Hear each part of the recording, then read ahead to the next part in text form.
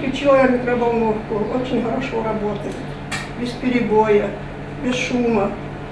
Включить холодильник, микроволновку и другие электроприборы все вместе. Еще недавно для Лидии Мальсаговой было просто невозможно. Ветхая линия электропередач тянула всего 150 вольт и приводила к частым перепадам напряжения и коротким замыканиям. Плюс постоянный перегруз оборудования, не рассчитанного на такую нагрузку. Теперь об этих проблемах можно забыть на долгие годы. Не то, что 11 yor, muhaqqaqan yor, dağdi xuçu yor.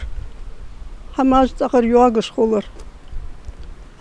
Ханз тагердат свет твоя линия новый хачила. Валли ейда яц, валли опасно яц. Фудна хули чуахо свет юак. Да садол де бог бячин, кахигачин. Замена электросетей в этом микрорайоне, что называют за каналом, не проводилась с 50-х годов. Эксплуатация изношенных линий приводила к тому, что вольтов там всегда не досчитывались. Теперь их хватит на весь округ с лихвой. 10 километров изолированного провода рассчитано обеспечить электроресурсом до 220 вольт. Кроме того, СИП имеет более хорошую пропускную способность и может выдержать любые погодные капризы. Это также позволит разгрузить трансформаторы, так как будет более симметричная нагрузка, абоненты будут более правильно распределены по фазам, и трансформаторы будут менее загружены.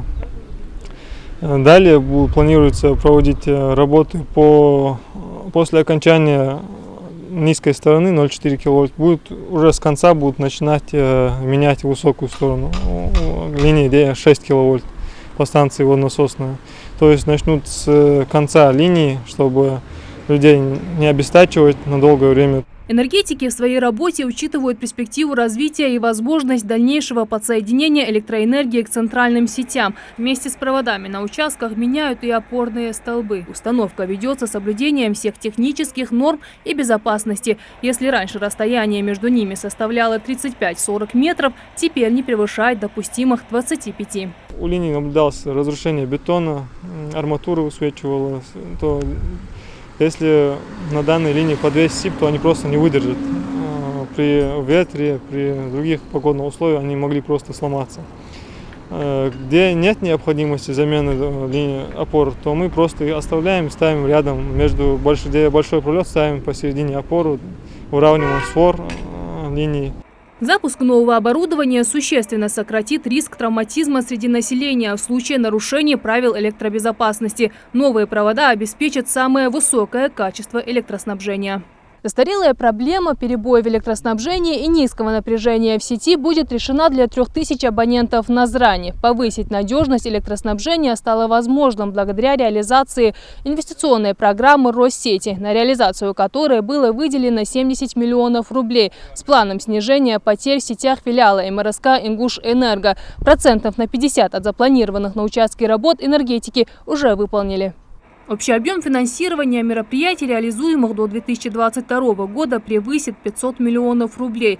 Программа предполагает реконструкцию сетевой инфраструктуры также в сельских поселениях Плиева и Барсуки. Программа включает в себя 6 федеров, 10,6 киловольт. Значит, это частично город Назрань и частично Назрановский район, там Плиево, Барсуки, Альтиево, 105-й массив, часть города Назрань. Значит, полностью меняется провод, там около 400 километров. Как высокая часть меняется, так и низкая часть по 0,4 киловольт.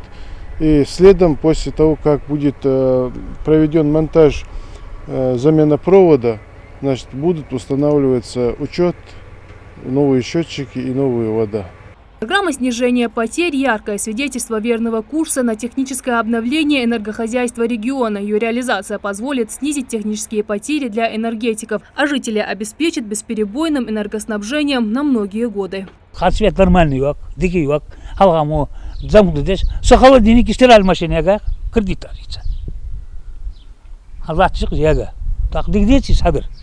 Зварта малячен, да я хау. Завершить все работы энергетики планируют до конца года. Кроме бесперебойного энергоснабжения, реконструкция фидера практически исключит и несанкционированное подключение к сетям. Радат Хулухоева, Магомед Шаухалов, Новости 24.